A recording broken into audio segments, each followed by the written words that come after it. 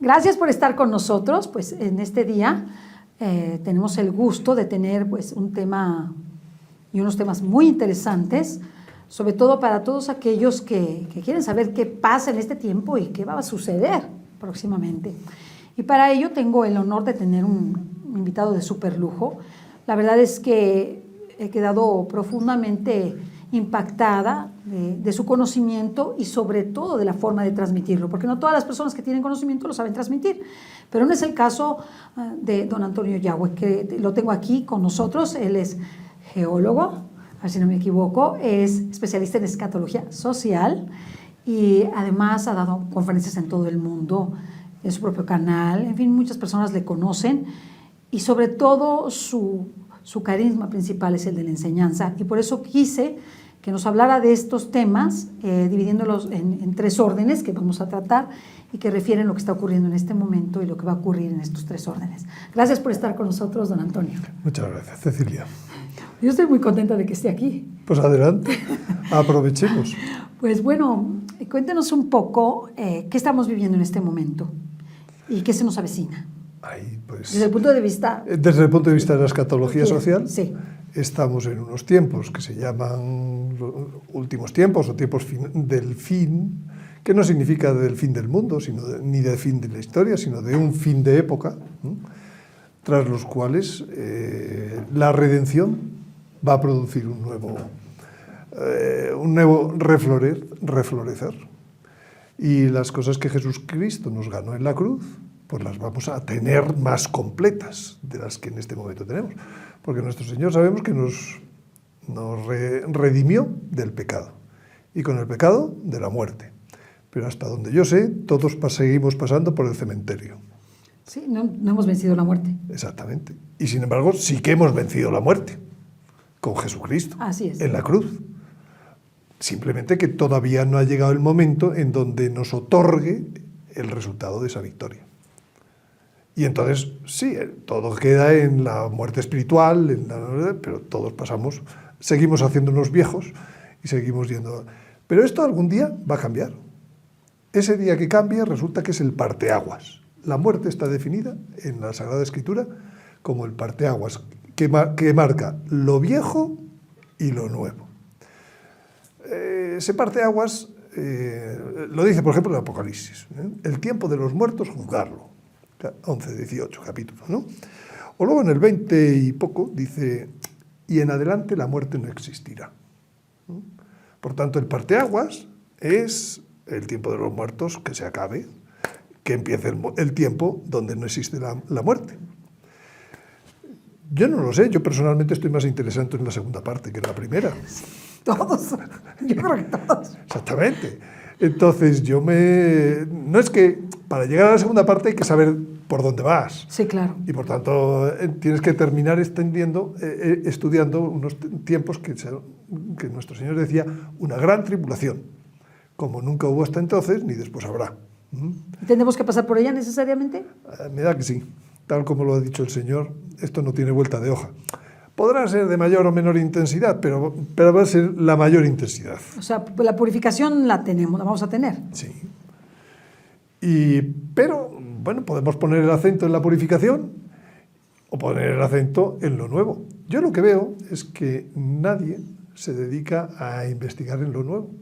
Todo el mundo parece que es masoquista y le gusta meterse en más terremotos, en más guerras, en más... persecuciones. Bueno, 2/3, dice el profeta Zacarías, que desaparecerán, ¿no?, para llegar a la nueva época. Entonces, le gusta poner más el acento. A mí me da más esperanza poner más el acento en el después, que era lo que hemos quedado. Sí. Para venir aquí al canal, sí, porque yo le he dicho a don Antonio, digo, mire, ¿sabe qué? Yo ya no quiero oír más catástrofes. Ya con todo lo que tenemos, más lo que está pasando en México, ya hemos sumado una serie de catástrofes tremendas. Ya, por favor, no nos hable de catástrofes. Hace un rato me decías, dice, yo es que, ¿de qué te sirve, Jesús, un muerto más? Sí, un muerto más. O sea, bueno, yo siempre le digo a Jesús, oye, dice Jesús, ¿para qué quieres más muertos? Tienes muchos allá en el cielo, pues mira, que ya te canten allá, que te hagan milagros allá, que todo lo que tiene que hacer uno allá, que lo haga. Pero pues yo creo que... Vamos a fijarnos en los vivos. en la no muerte. Claro. Dios es un Dios de vivos. Así es. Él mismo se dice así en la Sagrada Escritura. Entonces, pues vamos a hablar de la vida, vamos a hablar de cuando se nos entregue para lo que pagó el precio de su sangre. El precio de su sangre era para liberarnos del pecado y con él de la muerte. Y por tanto debemos tener la seguridad de que se nos va a entregar. Claro, hay algunos que lo reducen, todo lo fusionan. Yo digo, el tiempo, si lo ves así, pues dices, tiene. Pero si lo ves así, no tiene. Bueno, pues en la escatología social de la Iglesia, los teólogos les ha gustado verlo todo así, todo fusionado. Y dices, pero un momento, miren ustedes bien, vean ustedes que esto es así. Y entonces, por ejemplo, cuando se habla de juicio final, pues juicio final es uno, se lo está viendo así. Y dices, pero espérate, el juicio final en la Sagrada Escritura tiene dos fases. Una le llama juicio de las naciones. Así es. Otra le llama juicio final o de personas. Y de hecho una cosa es que va a mirar a los cabritos, a ver si ayudaste a la derecha y a la izquierda. Y otra cosa es que hay un juicio a las naciones. Las naciones no son las personas. Y las naciones, pregunto yo, ¿han hecho cosas mal? Yo digo que sí, a través de nosotros. No, como naciones. Sí, por eso como naciones, pero a través del ser humano. Ley del aborto. Sí. Si queréis, empiezo. Sí. Por una cosa donde gusta menos. A ver, todos nos gusta votar, todos nos gusta la democracia, porque tenemos cierto derecho. Pero la democracia ha terminado en unos parlamentos y los parlamentos lo que han terminado es en una ley del divorcio en todo el mundo, una ley del aborto en todo el mundo, una ley de otras muchas barbaridades. De aceptar la ideología de género con todo lo que eso de otras significa. muchas barbaridades y dices, pues qué bonito era esto de votar. Ya no nos gustó, a mí ya no me gustó. Pero entonces, ¿qué dice el Señor que habrá en el futuro? Habrá un reino. ¿En qué se diferencia el reino de la democracia? Yo creo que en todo. En todo. En que el que hace las leyes es el rey y no el parlamento. Es decir, el Señor, al decir, venga a nosotros tu reino, nos está diciendo, se va a acabar la democracia. Claro, eso no le gusta oír a los políticos, que como otras tantas cosas, ¿no? Nos van a cancelar. Como otras tantas, sí, nos van a cerrar la entrevista. Pero bueno, pero esto es lo que significa el Padre Nuestro. ¿Sí o no? Claro. Bien pensado. Bueno, entonces, claro, a mí hay un juicio para las naciones. Las naciones no lo hicieron bien. No lo hicieron bien y proponiendo ciertas leyes se condenaron muchas almas. ¿Eso no va a pasar por un juicio? Pues ahí lo tenemos en la Sagrada Escritura, en el profeta Joel, el Santo Evangelio, lo que quieran ustedes. Y entonces, ¿qué pasa? Que vienen los teólogos y dicen, no, es que es lo mismo juicio de las naciones que juicio final. No, por Dios. Entonces en la escatología hay mucho esta tendencia de decir, es lo mismo. Y por tanto la inmortalidad será al final. Habrá una resurrección final y entonces seremos juzgados. Pero digo, un momento. Yo voy a la Sagrada Escritura, al Apocalipsis, por ejemplo, y a San Pablo, y encuentro 3 veces el concepto resurrección primera. Digo yo, ¿dónde hay resurrección primera? Habrá una segunda. Sí, porque, o sea, ¿esta es la de veras o no es la de veras? Si hay primera, ¿es la de veras o no es la de veras? Exactamente. ¿Cuál de las dos es de verdad resurrección? Pues las dos son resurrecciones, pero una es antes y otra es después, con una diferencia de 1000 años. ¡Oh, 1000 años! Dios mío, palabra maldita. La palabra maldita está 6 veces en el capítulo 20 del Apocalipsis. Y yo digo, caramba, ¿será que no saben leer? 1000 años. ¿Años de qué? Años de 365 días es cuando se habla normalmente. Si son años de 1000 días no lo sé, pero por lo menos son años, ¿vale? Años no son segundos, no son semanas, no son... Son años. Por tanto, desde que resuciten los primeros hasta que resuciten los últimos, va a pasar un tiempo, como bien dice, y los restantes muertos no resucitaron hasta que no terminaron los 1000 años. O sea, es que joder, no se puede decir más claro. Entonces, ¿qué hacemos poniendo así a la resurrección? Y esto, en el fondo, no ataca al parecer a nuestra fe. Porque sí, no es que niegues la realidad de que hay un juicio final, pero al no profundizar y poner las cosas en su sitio, sí que terminas atacando a la esperanza. Y hoy en día la gente dice, pues yo ya, ¿para qué? ¿Para qué? Esto es la patada, si de todas maneras me voy a morir. Sí, entonces no tienes la esperanza de que va a haber un tiempo mejor en la historia. Eso de reino es algo, como diríamos, es un símbolo. ¿Y por qué? El Papa, en sus encíclicas sobre la Sagrada Escritura, siempre, y el Catecismo dice que lo primero el sentido es literal. Es que literal menos para reino, o literal menos para muerte, o literal menos para juicio, o literal menos... Un momento, señores, seriedad. Yo no soy teólogo, pero por lo menos pido seriedad. Científico sí. Como cuando el Señor dice, habrá señales en el sol, la luna y las estrellas. Y los teólogos dicen, entonces no va con nosotros. Digo, pero ¿usted a qué juega? Tendrá que saber de estrellas si quiere saber de teología. Claro, claro. Si no, no va usted a interpretar ni una. Y si no, no tiene más que mirar quiénes encontraron la primera venida del Señor. Unos científicos, unos sabios. ¿Por dónde? Por las estrellas. ¿Qué tiene de raro que el Señor diga que habrá señales en las estrellas, en el sol y la luna? Ahora mismo resulta que hasta la NASA oculta sus imágenes que obtiene con sus observatorios astronómicos en órbita para que no sepamos el mundo lo que está ocurriendo de verdad en los astros. Porque nos asustaríamos, ¿no? Pero en los astros no, en el Sol, sí, efectivamente. Entonces hay una señora por ahí que se llama doctora Alberts que los pone de manifiesto, esas imágenes de la NASA, y la NASA, respuesta, la callada por respuesta. Porque es que lo deja en evidencia. Como en este momento se está dejando la ciencia en muchos lugares, porque claro, la ciencia dijo, el mejor modo para quitarnos a Dios, quizás parece una derivada, pero no, porque ahora voy a ir a otro.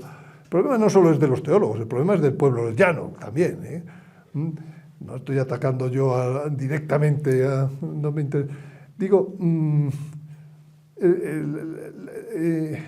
la ciencia, o sea, hoy en día tiene más credibilidad que la revelación. ¿Por qué? Porque llegaron unos científicos que dijeron, si es que hay millones de años, ¿sabe usted? Cuando en el Génesis dice que el primer día, significa que hubo miles de millones de años. ¿Ah, sí? ¿Y cómo lo sabe usted? Dice, es que yo mido el tiempo con un proceso atómico que se llama radiactividad, semidesintegración media de los isótopos radiactivos. Ah, muy bien.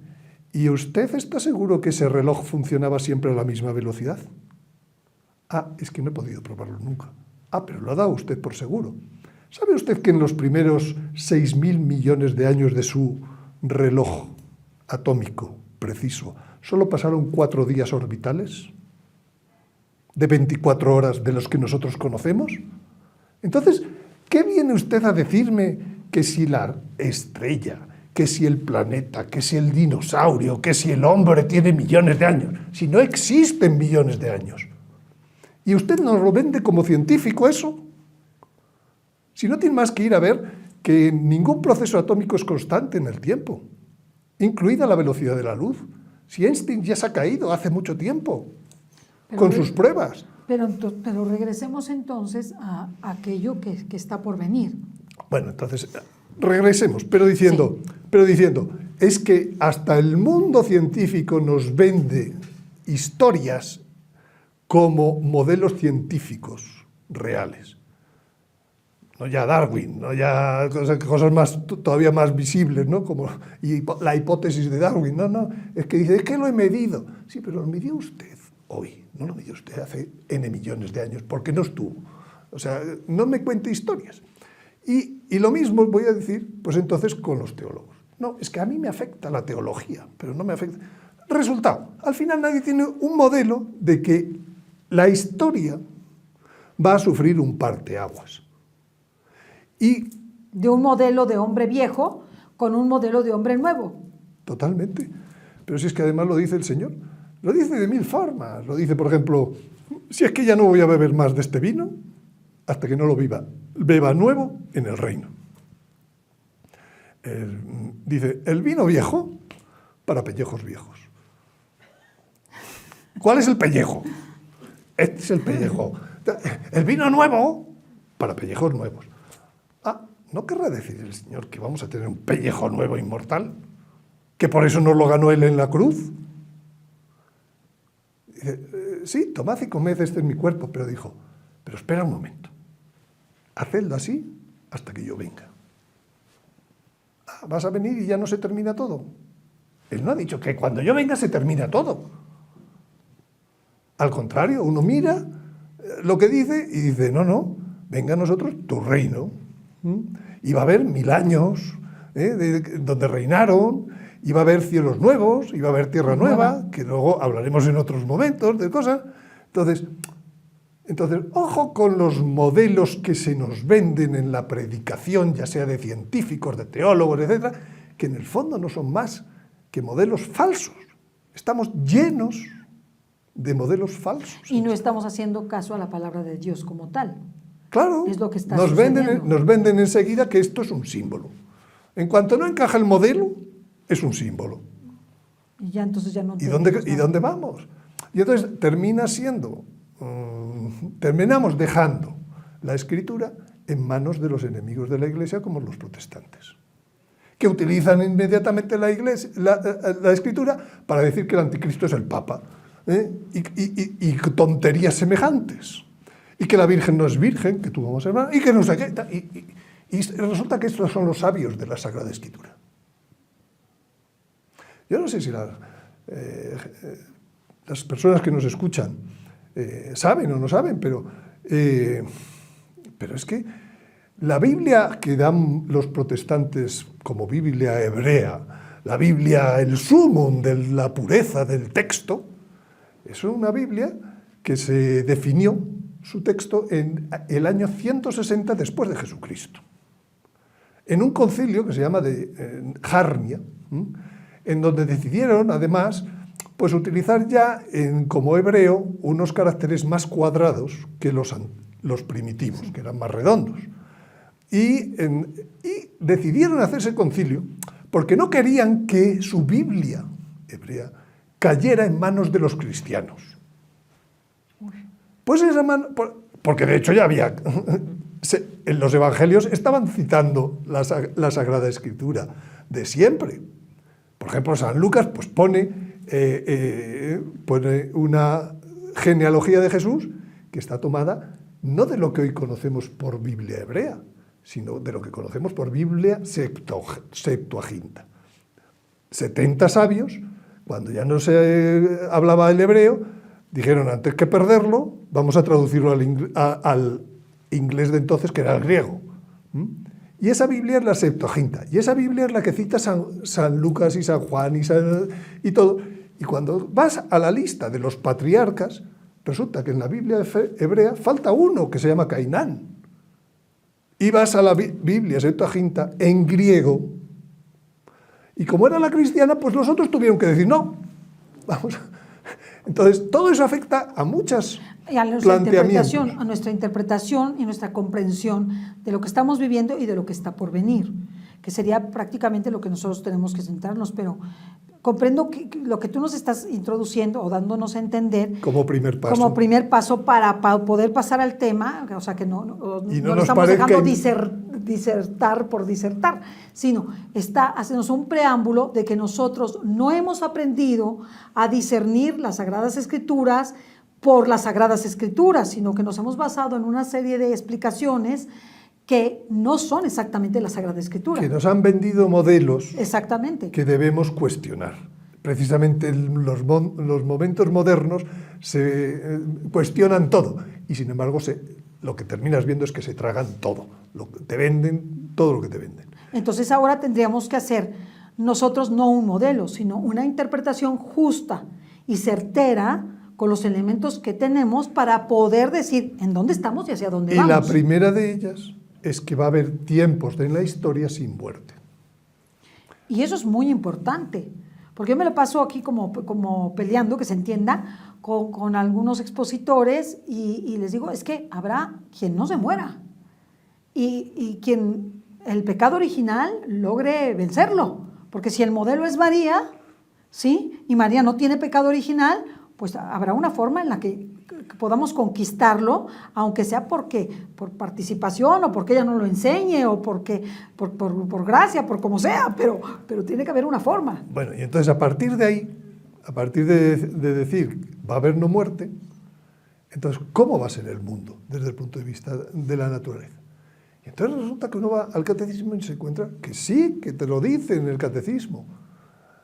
Dice, las dotes del cuerpo inmortal glorioso son 4. Te las saca del Evangelio, de ese Jesucristo resucitado que está 40 días entre nosotros.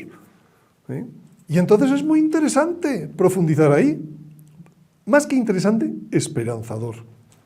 Porque dices, ¡ah, caramba! Si yo estoy cerca de la gran tribulación, cerca de un momento histórico de cambio, me puede tocar esas maravillas. Una probadita siquiera, ¿no? Vamos a dar alguna, ¿no? Claro, las 4 que dice el catecismo, la primera, la claridad. La claridad es aquello que le pasaba a Moisés cuando bajaba del Sinaí, pues que no le podían ni ver porque daba tal claridad y tenía que ponerse un velo. O la claridad es lo que tiene el Señor, que cuando decide manifestarse su cercanía a Dios de verdad, pues da una luz que no es desagradable, al contrario, el Señor, los apóstoles dicen, hagamos aquí 3 tiendas, que esto está muy bien. O cuando Él resucita, es como un rayo de luz, dice el Evangelio, que los deslumbra. Los deslumbra, etc. Entonces, ¿por qué? Porque Dios es luz. Para empezar, Dios es... Entonces, Dios es amor, sí, pero Dios es luz, dice San Juan. Pero, entonces resulta que nos planteamos que en la antigüedad, en el paraíso terrenal, Adán y Eva estaban desnudos. Y le dice el Señor a Luisa Picarreta, pues es que pensé con otra cosa, que no es con la cabeza. Dice, tenían la vestidura de la luz, la más bella, como la criatura más bella que nosotros tenemos, la íbamos a dejar ahí tirada, desnuda, y las demás vestirlas como los lirios del campo y todas estas cosas. ¿Estáis en vuestro...? Bueno, entonces eso, primera dote, que se llama claridad. La segunda dote es la impasibilidad. Impasibilidad, que es impasibilidad de cuerpo, impasibilidad de alma. Pues, primeramente del cuerpo. Y entonces... Sí, no solo este trauma, reuma, dolor que tengo, hoy me duele la cabeza, por supuesto que ese es un nivel de impasibilidad, pero la impasibilidad es que el cuerpo funciona como fue diseñado y no hay un microbio que lo altere, y entonces, pues por ejemplo, no es necesario comer N.000 calorías para poder mantener el día, y comer 3 veces al día, pero no sé qué, y dormir X horas al día. No, todo eso, el Señor no se cuenta en ningún sitio que durmió después de resucitado. Y solo se cuenta en 2 ocasiones que estuvo en una comida, de las cuales solo comió un poco de pescado en la primera. Tenía un cuerpo ya que debería necesitar comer si fuera un cuerpo normal. O sea, como el nuestro. Pues no, solo un poquito de pescado tenéis. ¿Para qué? Para que no creáis que soy un fantasma. Pero la segunda vez que estoy en una comida como vosotros, ya os tengo preparado aquí el pez y dices, venga, tomar y las brasas y el pan. Pero no dice el Evangelio. Y también comió él, disfrutó del pez. ¿Por qué? Porque no lo necesitaba. Y como no necesita comer tanto, ¿por qué? Porque el cuerpo bien creado, bien sin pecado, pues saca la verdadera energía que tiene un átomo. Y si no, mirad lo que tiene una bomba atómica, una central nuclear. Y hay muchos ejemplos en la historia de las apariciones de los místicos. Oye, es que solo comía con la Eucaristía. Con la Eucaristía. ¿Sorpresa? No, aprovechaba. Y unos 13 años, y otros 26 años, y otros así. Etcétera. Eso es impasibilidad. Pero luego están 2 muy divertidas, que son para gestionar el espacio-tiempo. Una, la agilidad. La agilidad es que te puedes mover a la velocidad del rayo. No es volar, ¿verdad? Pues no lo sé porque no lo he hecho todavía, ¿eh? Pero espero hacerlo. Quiero decir, el Señor les dice a los apóstoles, id a Galilea, que allí os veré. ¿Qué pasa? ¿Que el Señor cogía un helicóptero y iba más rápido o qué? No, tenía otro modo de moverse, porque ya no tenía un cuerpo mortal, tenía un cuerpo inmortal. Y igual que te mueves en el espacio, te puedes mover en el tiempo. Y entonces el Señor pues, podía manejar el tiempo de otros modos, no un segundo. A lo mejor podía manejar un segundo 3, o 3, 1, ¿eh? o podía a lo mejor moverse a tiempos de un poco más atrás, o a tiempos de un poco más adelante, porque el tiempo es lineal, ¿vale? Entonces, ¿qué puedes hacer cuando tienes esas posibilidades con las cuales Dios creó al hombre y la prueba es el modelo de Jesucristo resucitado? Pues muy interesante, se puede pensar mucho. Y la última, la sutileza. De la sutileza, en la siguiente vez que hablemos, enseñaré algunas cosas muy interesantes, pero una primera, nuestro Señor pasaba las paredes. Pues oye, yo digo, pues inmediatamente no va a haber accidentes de coches. Primero porque no hace falta ir en coche. Y segundo porque no te vas a chocar con nadie. ¿No os parece interesante?